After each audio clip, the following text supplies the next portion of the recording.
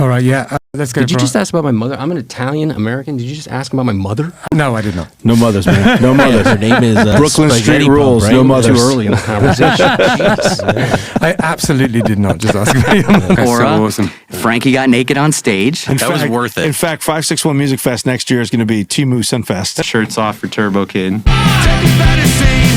what we're doing. Come and check it out. It's what we're all about. 561 Music. Hi guys. So our guest didn't show up this week, and that gave me the perfect excuse to do a little bit of a recap of the past year. We had a lot of insightful people on the podcast and some funny people too, so I think it'd be fun to just sort of go back over the episodes since January and take a look at them.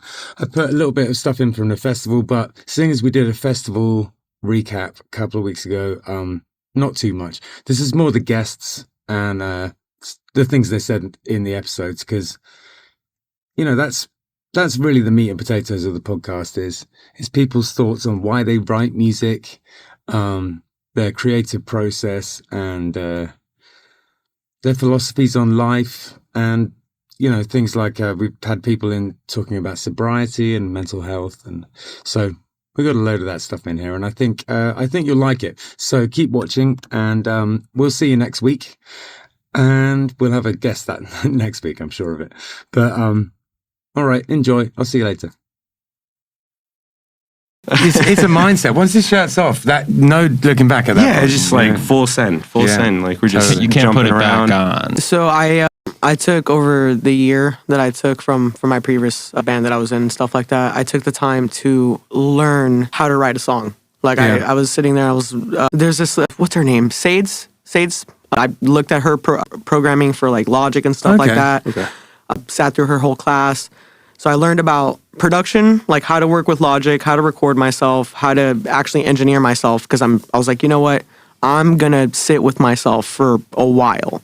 I don't want to talk to nobody. I'm going to go ahead and sit with this. I'm going to sit with all my feelings. My feelings are hurt. I'm going to get it out. You know what I mean? And so I took a little songwriting course. Nice. I forget which one it is. I forget the dude's name, but he talks a lot about polyrhythms and, how, maybe you repeat one line 3 times, but change it, on the 3rd time around, you know what I mean, to make it catchy. So I took the time to learn that stuff. Yeah, it makes a big difference. And it's interesting you'd say that, because I didn't know whether it was just something that just came to you at some point or whether you'd worked on it. And the fact that you worked on it gives me hope, because it's very clever. I mean, dude, honestly, it's not like I sat there and was like formulated, like, I'm going to do this here. No, it just kind of sort of happened. Feelings Hurt was actually written at the same time of another song. So I had 2 songs being written at the same time. So I was like hopping from my living room to my studio room to my garage. And like I was hopping from instrument to instrument, and then I would write something like, oh, this shit works for this song. Yeah. Because there's so much to process at one point that I had to get it out. I was saying off mic, I always feel woefully underdressed when I'm around you. Always look dapper. Yeah, I'm kind of obsessed with the leopard print right now. I get it. I get it. That's something I learned pretty early on in recovery and has always stuck with me. Somebody shared with me once, they said, the only thing you ever have any control over at any moment in time is right now, your 2 hands, your 2 feet, your mouth, your brain, your body. That is the only thing you have control over in this exact moment in time. Yeah. Whatever happened before this second of time and further in the past doesn't matter anymore. It can never be changed. Nothing else is really going to come from it. You can kind of learn from it and try to use that to shape what your future could become. And maybe try not to do the same things again. But there's no use in dwelling on it. And that's usually where depression comes from. Depression comes from dwelling on the past and thinking of coulda, shoulda, wouldas, right? Yeah, sure. You don't have control over that anymore, right? Then even in this present moment in time, I still only have control over myself. I don't control you. I don't control you. I don't control these microphones. I don't control these cameras. I don't control the weather outside, the cars on the road. I've got no fucking control over anything in this moment in time except for myself as well. Yeah. Right? And all of that, you guys, the cameras, the cars on the road, the weather outside, that's God. Yeah. And I have to believe that God is taking care of me and whatever you guys might say, whatever happens out on the road, which God for fucking bid, you know, with everybody moving to South Florida now, like driving here is crazy. The weather outside, like whatever it is, I just have to believe that it's all set up for me in some way, for success. And I have to find the success in all of it, even though. Don't make it perfect. Yeah. Get the music out. Yeah. Make your videos. Make videos on videos on videos. Again, doesn't have to be perfect. As someone that took everything so seriously and put everything under a fine-tooth comb and put it out, I've been having to get out of that mindset. I just put stuff out. Yeah. And that's how people you would never suspect to make it and become successful is because they've just been putting stuff out. Yeah. But if it's not out, no one can see it. And, you know, to a certain degree, I have to practice more of what I preach because I'm posting, but these people are posting every day. You know, it's really crazy to see. And, you know, Yeah, the rate at which some people make content is ridiculous. It is crazy. And, you know, these people who a lot of people would think don't deserve it, they do because they worked. Yeah. They put it out. They worked. Yeah. So. And they figured it out. They figured out how to do it. Yeah. And I mean, life is a very big thing and it's something that I'm going through too, but no, there'll be on my end, way more content, way more music. I've been sitting on my songs for way too long. The next episode of whatever pod I'll be on, whether it's this one again or another, I'll be releasing something. Hell yeah. 100%. Oh, that's cool.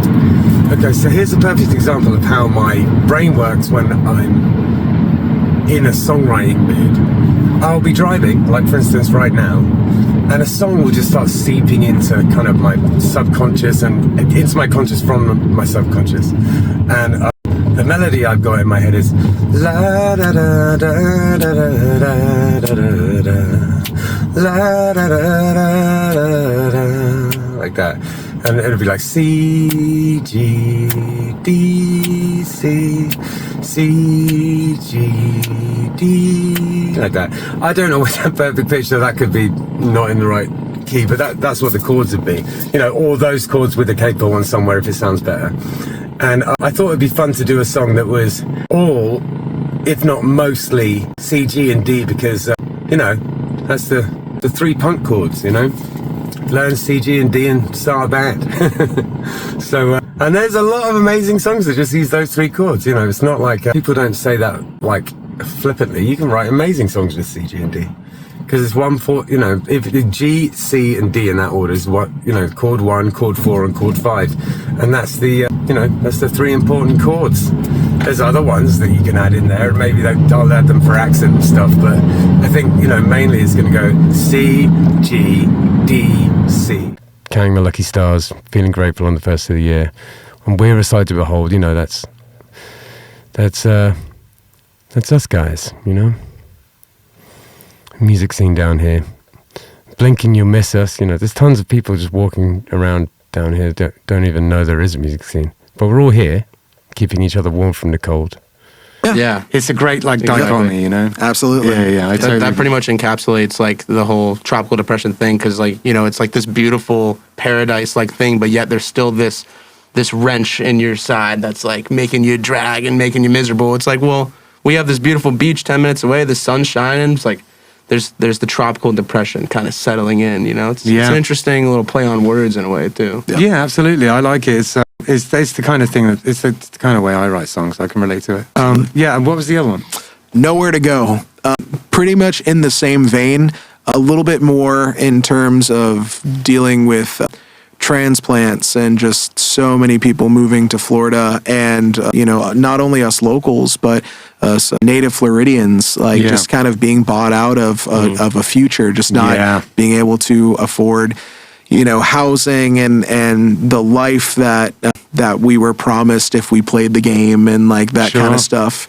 And but also not taking it sitting down, fighting back, like we won't let you sell the sun, like it's our sun, like try to go to the beach. Oh, this is a private beach. Now Yeah. like we want to. Everybody should be able to enjoy it. So we're fighting back. Yeah, I've written songs about that too, and I love it. It's a lot of these themes are things that are near and dear to my heart as well. And the more you talk about what you're writing about, and your motives behind why you're writing about them, the more I'm falling in love with the band, and the more happy I am that we booked you on the festival. And I remember discovering the Bad Brains as a teenager, and they're like an all-black punk hardcore band. Yeah, Like it gave me like this, wow. it is out there. It inspired me. Yeah. And I was like, whoa, like I could be a Dominican punk dude. Yeah. Why not? And this is an important thing as well, because is representation in media in general is really, really important. And there's been a lot of people, talking about it over the past 10 years or so. And then there's a lot of people who think that, that it's some kind of insidious woke agenda to kind of have people of different races in places you don't usually see them. But this is why. It's because it actually makes, it gives people, it allows people to have ambition. You know what I mean? Totally. Look at Beyonce, man. She's got Country Album of the Year. Yeah, exactly. It's crazy. It really irritates me that people can't see that, That if there's no role models in media and in the arts and things, then you just don't think you're allowed to do it, For sure. And, being pulled in different areas of like, oh man, like you're light skinned, you're like a white dude, like you should follow this. Oh no, dude, you're like Hispanic or black, like you're this. And like, I was in the middle. So the question I have for you is, will you speak to us some more about the song Black Drapes? Yeah. I was telling a little story where it was like, this song was completely improvised, and I gotta thank Alex Mendel for anyone who's had an opportunity to work with him. Yeah. He brings something out of you. Yeah. And he was able to do that. I was not just, I could have picked up a bass and jammed with him, which I have plenty of times. Yeah. But I picked up a guitar and vocals, and we made a punk set out of nowhere. Alex could make music just like in a dark room with no instruments. Yeah, for real. Like he's so musical. Yeah, man. So this was, I couldn't have at least, and that was 10 years ago. And it was enough that it was still enough where like it kept me like, man, like that's still in my head. Yeah, man. And again, I was kind of like playing in front of Black Drapes. So I was just improvising. I don't know what to sing about. And the more, this is my definition of the song. I've shared this with people, and I've heard like, oh, this song's about this and that. And I'm like, it's cool hearing that. So I guess I never got really to talk about my thing. The original lyrics was like, I don't want to see the sun today. And it was that over and over and over and over and over and over again. Yeah. And it made me realize later on, and things I go through now, like this song is just basically me going through depression. Sure. And I have gone through it for years. Yeah. And like any creative does, or like people who just go through shit. I was just talking about that. And then when I was revisiting it and I'm looking at my lyrics and I'm like, do want to see the sun. Like, what the fuck? I don't want to like, it didn't make sense. I remember doing the vocal take as originally was. And I'm like, this doesn't resonate with me. Right, I don't want to give people a negative message. It's like happy major chords playing the punk manner had like this vibrant sound. Yep. So I was able to kind of like, how do I really feel? And at the time I was going through some heavy shit in my life, and it was more like I got the questions like up on the spot. I'm trying to remember my own lyrics. I'm still new to this lyric game, frontman stuff. But it's that thing, I don't want to see the sun today. It was like, why can't I see the sun today? I should have seen the sun today. Right, and it was questioning like, yeah, building awareness to it, because there's some people who don't know what they're fighting through, and they're in this stagnant like, well, life sucks and whatnot. They don't even know that they're fighting through it. Yeah, I'm at least gotten to a point where it's like it's sometimes a never-ending battle, but once you accept what you're going through, that's a step forward. For sure. It really is. Because it's teamwork for one, and you're also in a situation which is kind of rare, where you just get to express yourself to people you don't know and communicate with people you don't know in a very raw and visceral way. You know? Yeah, man. Like, for me, like punk music is like, I don't have to worry about staying in key or something, tempo, whatnot. It's like, I get just this, whatever I'm feeling built in, let it explode. And I'm excited to try that out. And I personally love that music is therapeutical, but like to hear both of you guys say, yeah, I go through a therapist, I work through this shit. I think that's like, I know a bunch of guys who like, oh, it's not man enough to go to therapy. And if I can give another advice thing to musicians or just people in general, particularly dudes, it's totally manly to like talk about your feelings and be vulnerable with it and not have to be macho all the time and have it all together. Like that's like impossible. Yeah, it's more manly.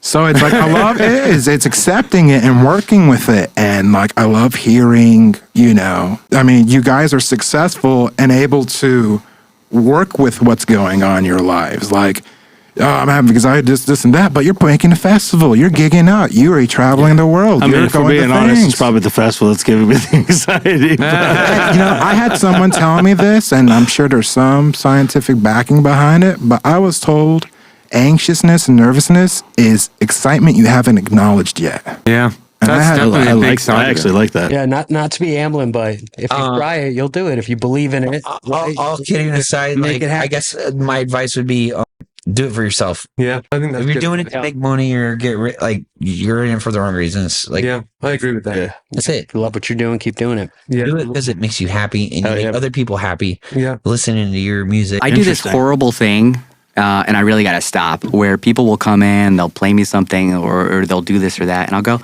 oh, that kind of reminds me of, and I'll totally screw them up. You know what I mean? And they'll be like, shit, I can't get it out of my head now. You know, so I gotta stop doing that. But oftentimes, like, you'll walk into my studio when you guys come by and you'll see it and you'll be like, what's going on here? Because I wanted it to kind of be like an escape. Cool. There was like one night where I was just trashed and I'm like basically like leaned up against a fucking trailer tire and these guys come over and they're like, you all right? And I'm just, you know, I got the spins and they just start going, whiskey. And I'm just like, yakking everywhere, man. It was awful. It's one of the things that I love most about Killbillies and is that we got each other's backs. Yeah. You know? Yeah. It's a nice feeling. Kind of like a gang. Wow, Yeah. like a dark. Felt like a friendly gang. A good friendly game, like the Care Bear game. Yeah, right. So it's basically at this point, this project it's always been there, but now you're choosing to focus on it. Yeah, it's like I said, it's always literally been there. I've always written songs. Yeah. People have always pissed me off. I always have something to talk about. So, Sure. You know what I mean? So many songs, man. So many songs. This song that's about to come out, it's called Asshole. And Nice. it's Stop writing about... songs about me. It's not. It's about watering dead plants, meaning like watering dead friendships and like just Okay. being like, hey, like what is going on? Like you're not listening to me. Even if you write a shitty song today, get it out of you. Yeah, I agree Because with that, you know, is the new thing will come after. Yeah. And so, you know, like for me, myself, there's been times where I feel like I've been stuck on a song for a year. Nice. And I just like It's handy because you can also write on it. write on it. Like it can be about anything. It doesn't have to be. If you sit down and try and write something, I feel like you're forcing it. You know. Yeah. But if it just kind of comes to you, and even on your phone, you have the voice memos, and something you'll be in the hallway or somewhere, and you just whip out the phone, and it's there. Yeah. And then you put them all together. Yeah. Are you writing when you're coming up with ideas like that and you're putting them on your phone? Are they just lyrics, or are they actually lyrics with melodies? They're lyrics with melodies. Okay, yeah, nice. Something or like humming something like. I can attest to it. I've heard these voice memos on her phone, and it's like They're nonsense. Yeah. with words too, though. Like, it's so cohesive. She's a genius. Well, That's so awesome. Thanks, Makes man. me very happy. Well, the music's really Yeah, it's spectacular. Oh, thank you. And I think actually now would be a good time to take a stop and listen to a tune. So yeah, let's break here. We'll have you guys play us an acoustic tune, and then we'll come back and talk about it. Sound Cool. good? Yeah, sounds good. So do you have, I mean, with all the different scenarios you've been in for songwriting, you know, for yourself, for other people, et cetera, do you have a specific, I don't want to use the word formula, but like a specific process, you know, where you try to come up with a melody first or lyrics first or whatever, or has it kind of evolved and changed depending on your situation? It depends. Like if you're trying to like force it, right? Like sometimes, you know, you're just like in the car and you're like kind of like humming something, like words kind of come, and then you get home and then you just kind of blast it out. Sometimes it's like, if you're like writing for a goal, and that was kind of something that I learned from the co-writing in Nashville.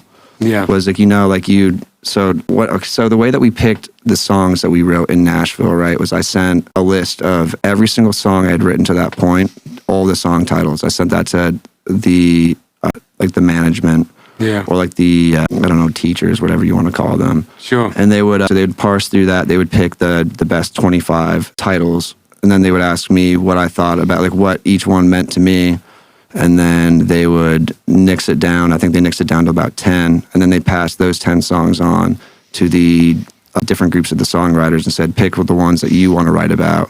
So then when I showed up, they were basically just like, keep your mouth shut, just like let them do their work. But Yeah, because because your role was really like had been done at that point. yeah, and It's like that up to them to start like like trying to punch it up or whatever. You know? Yeah.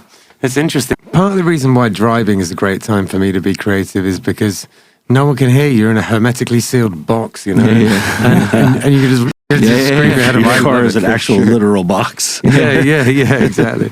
So when I'm driving around, to be a fly on the wall. I would think it would be funny to just see myself even. I've always had this philosophy that like nobody's gonna kick you out of this band but yourself. Right? Oh, sure. Right? It's like, man, I don't know. Like, you gotta, like, because when you're dealing with musicians, everybody's got like an ego, like, it's like you gotta grow up and evolve at some point. And it's like, dude, like, look at Aerosmith or any of these crazy bands. Like, could you imagine being in Aerosmith or Stone Temple Pilots or any of these bands, man? Like, big bands from the 90s. Like, could you imagine? Like, they were probably throwing things at, but you gotta make it work, man. You gotta and I've always had this belief, like, this is what keeps me going with music, and it's the best philosophy. My philosophy is like, you wake up every morning with a fresh start. So whatever the heck happened the night before at the show, whatever drama, like, you gotta wake up the next morning just leave it.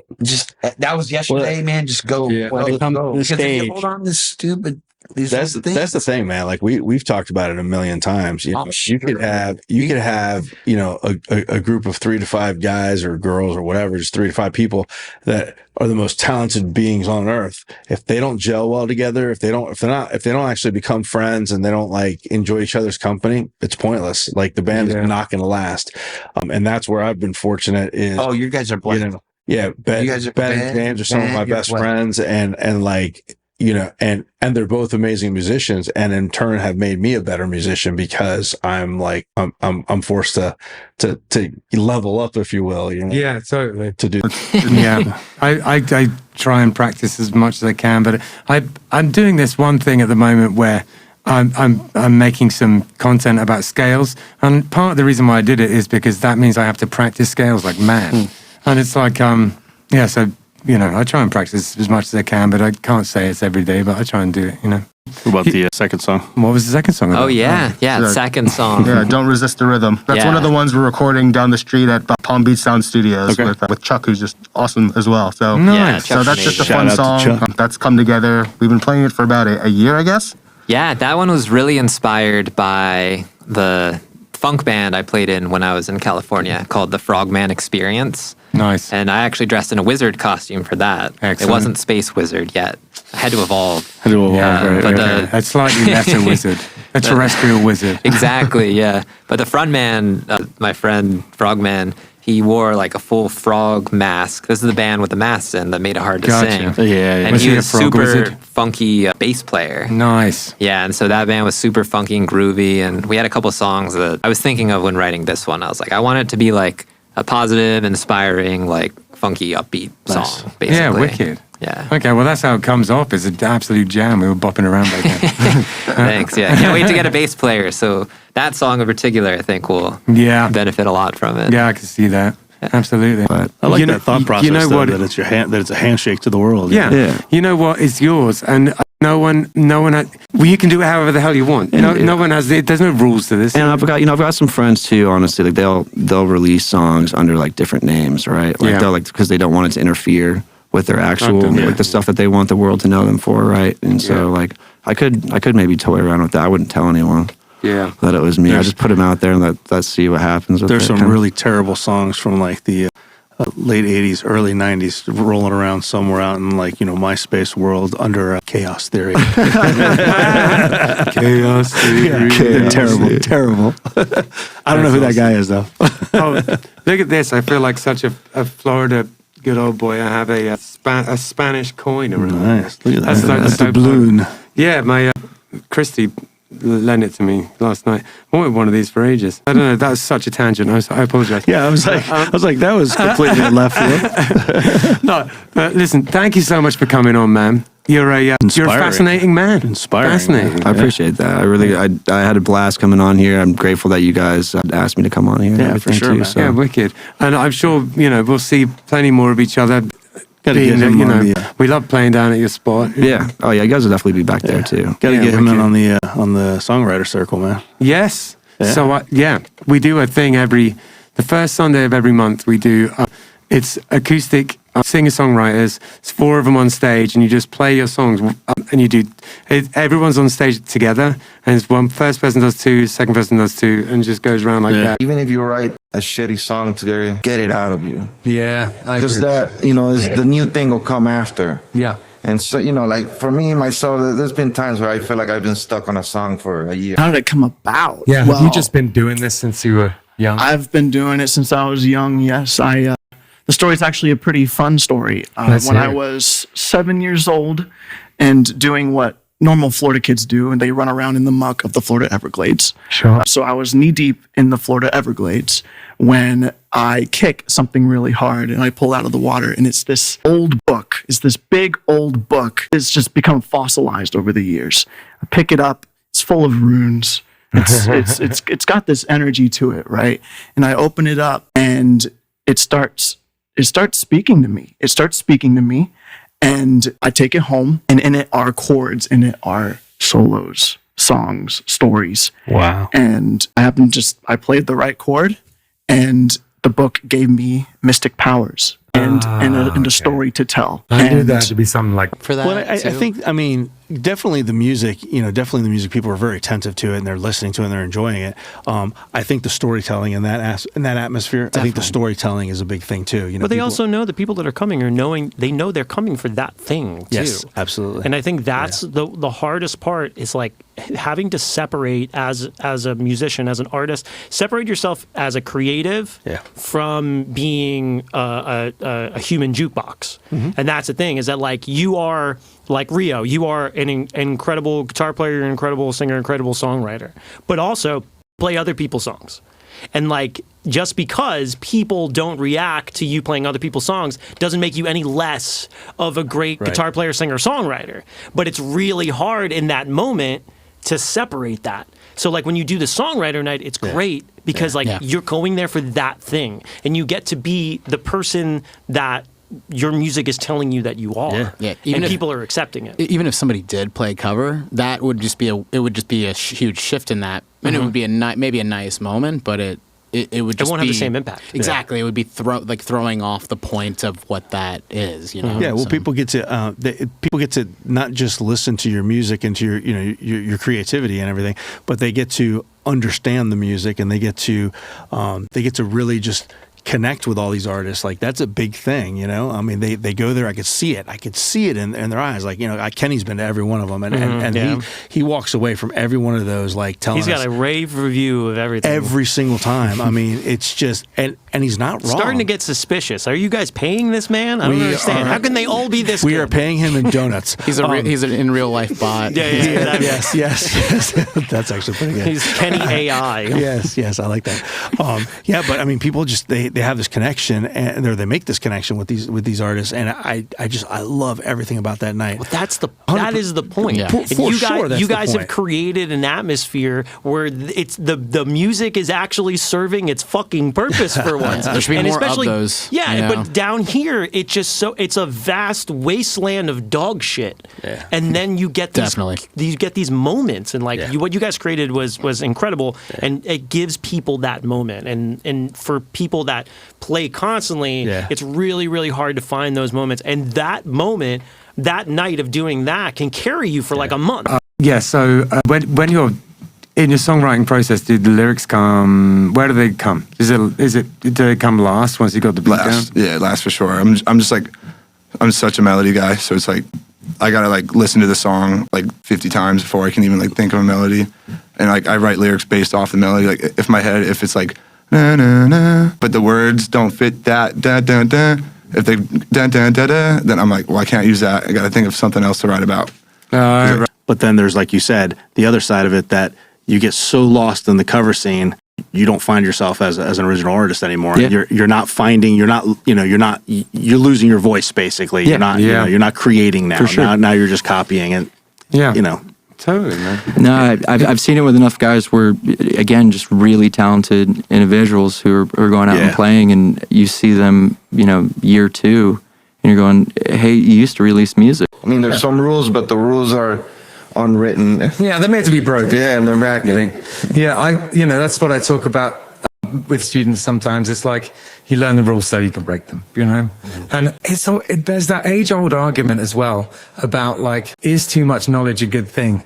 Like, can you box yourself in by your knowledge? And I think that, like, in some ways that can be true with certain people, but it's almost like, I feel like it's like you start off with this very naive understanding of music, and you'll write certain things that you wouldn't write if you learn more about it. And then you kind of get to the middle point where you start learning about the rules and you want to follow them.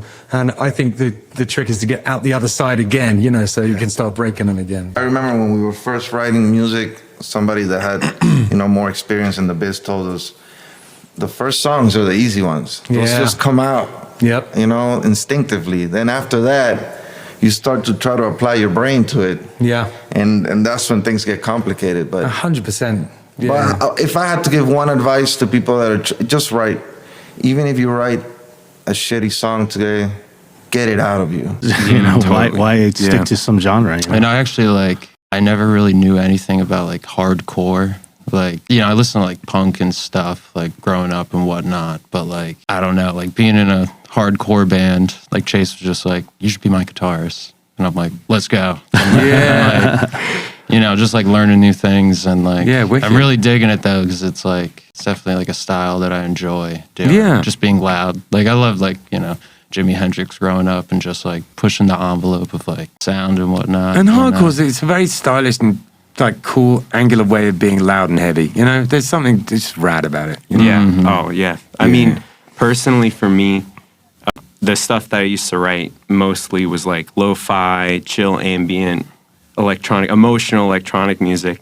So I've always been good at like expressing like sadness or like, somber, weird, lower mood energy feelings. Yeah, sure. And I've never really been good with anger. I feel like this is like, once I found this, I found a way opening up. I'm growing up. I figured out a way to like actually channel anger. I can like scream and I can spit. Dude. I could throw my shirt. I can like get animalistic, but in a way that like people understand that it's like a feeling, and it's like I'm expressing like something real that I'm going through. Yeah, man. It's like a way to get it off, Is it ever? That's one of the most wonderful things about being able to play that kind of music and do gigs like that. It's like, it's a huge sort of release, As much you as you can, you'll never make any good music. Yeah. I agree with that one. Yeah. Half the time when I'm recording someone in the studio, it's half the time I'm an engineer, half the time I'm a therapist. Yeah. Because people have walls that they don't even know are up. Yeah. And blocks that they don't even realize are causing them to not figure out the rest of that line in the lyrics. So half the time it's up to me to say, well, hang on a sec, dude, you all right? What's going on? What happened? I feel like, you're feeling this way. You want to talk about it for a sec? And it's getting them to kind of break down a little bit so that they understand themselves. Yeah. So that they know how to approach whatever they're trying to approach. Yeah. I get that at Guitar Center where people come in and they're like, I want to get X, Y, and Z. And I'm like, no, you don't. Thank you so much. Thank you so much to everyone who was involved in any way of this. If you came to the festival, nice one, thank you. It's just showing up to these things is a big deal. It means the difference between people taking it seriously and people not. So thank you. It just showed, like, when we have bands in here, you can always see, like, oh, we're like a proper band. There's some bands that come in, it's like, They don't know they're good, but they just They're not close to each other. Yeah, chemistry. Exactly. Yeah. But I We've got could definitely see that with you. Yeah, we have that for sure. Yeah, absolutely. And I'm really looking forward to your set. I'm looking forward to everyone's set. That day, May the 3rd is going to be crazy. It is. Excited. Yes. Man, it's going to be crazy. What time do we have them on, do you? We're on at 1:30. 1:30. Get there early, guys. Gonna have to have our singles on. Which stage do we put you on, do you know? We're on the little stage, I think. Yeah. Gotcha. And when you say little, it's not a little stage, No, just so you know. like, we don't have any anyway, so Yeah. we're gonna stand close enough to each other that we should be all right. Yeah. Oh, cool. Yeah, it'll be fine. There'll be plenty of Yeah, we're so stoked. Yeah. Man, it's going to be wild. That was the stage we saw at Third Eye Blind, no? We love, like, we've been to Sunfest like so many years, and like my favorite band in the world is Third Eye Blind. It is? Okay. Like, we've seen them. I couldn't tell whether you were joking or not. Not in a bad way. I People just say tried to, but, You're joking. Suddenly, though, they got kind of popular, which upsets me. Yeah. Of course, what you were just saying, the gatekeeping nature. Yes, like, you gotta listen to like the deep cuts, man. Right? Is it one of those where the first album's the only good one kind of thing? The first album just celebrated their 28-year anniversary. Oh, wow. Red. God, you're like a real... Red has like all the hits on. It's like this bittersweet. It's a bittersweet feeling of, well, I'm glad that it's finally finished, but it's done. Yeah. Well, exactly. It's over. Like it's the end. Like it's almost like once you release a song, the song dies in a way, or it's just like the end of its life in that way. Not in that way. No. But you're right. In your eyes, you've given birth to this song. It's now off to college, and that's it. It's having its own babies. You're lucky if you see a couple cents from the streams on Christmas. That's about it. It's the end of Toy Story 3 and where Woody and Buzz. But it's funny you bring that up because one of the things I was thinking about when we were talking about when I was prepping for the show was you talk about releasing. You had 2 full-length records come out, one in 2020 and one in 2021. The 2021 one, Rio, I'm assuming was like a COVID thing. It was. I had It's a longer record Yeah. than the record before that. It just like seemed a little bit more experimental. There's like, what was the one song? I think it's like track 2 on the, had like a drum machine in it, but then the rest of it was like mostly acoustic. I should know the name of my own song. And the story goes. Okay, is the so second but one, yeah. you're talking about like how you finish a project and then you're like, man, now it's over. And I was looking at your Spotify footprint and I'm like, Jesus Christ! Like he put a full album out in 2020 and then turned around and put another fucking full album out in 2021. So you wasted no time going over to the next one. I mean, he's a great songwriter. There's a lot of different types of Jimmy Buffett music. I feel like we were actually just talking recently. He was like doing an entire discography listen through, and we're talking about, oh man, this 76 is great, or when he started getting in the 80s and like way too much production going on, you could feel like the lack of organicness. So it was fun to be able to kind of travel through his discography and figure out all that kind of stuff. Yeah, absolutely. But yeah, I mean, why don't you tell him a little bit about like the ideas songwriting wise, like where some of the influences come from? I feel like the content is either it's Florida, it's hot, we're going to talk about the dumb shit that happens in Florida. Which is a lot, absolutely.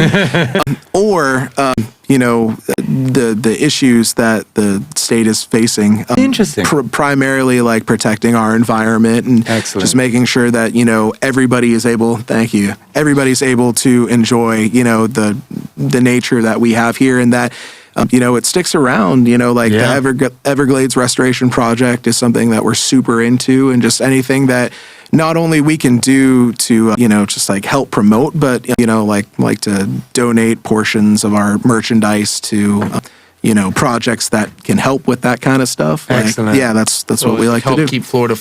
Yep. That's what I always say. That whole thing that was going on with the park in Hope Sound, it never ceases to amaze me the stuff people will try and pull. Yep. Yeah. It's like people that actively hate nature. It's like it's just nonstop. So he'll come up with a sax riff, and he'll give me a few words to work with.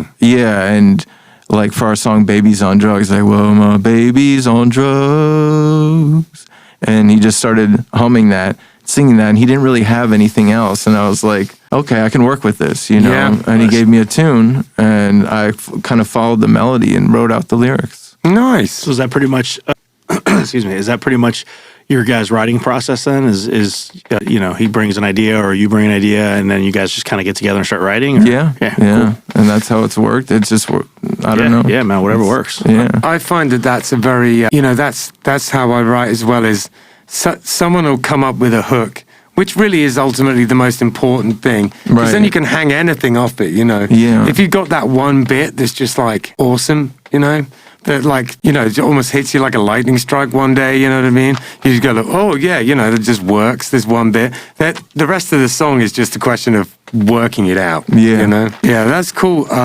That's super catchy too. My baby's on drugs. That's great. Yeah, I don't know. We kind of just adding on to that. We are really about writing hooks. Like we love making hooks, and we're not I say this a lot. We're not a guitar band. We're not and nothing against that either. It's just that I'm just not a great lead guitar player. Right. That's funny because it'll work in your favor in the long run because there are people out there who like endless guitar solos, but not many. Mostly guitarists while they're playing them. Yeah.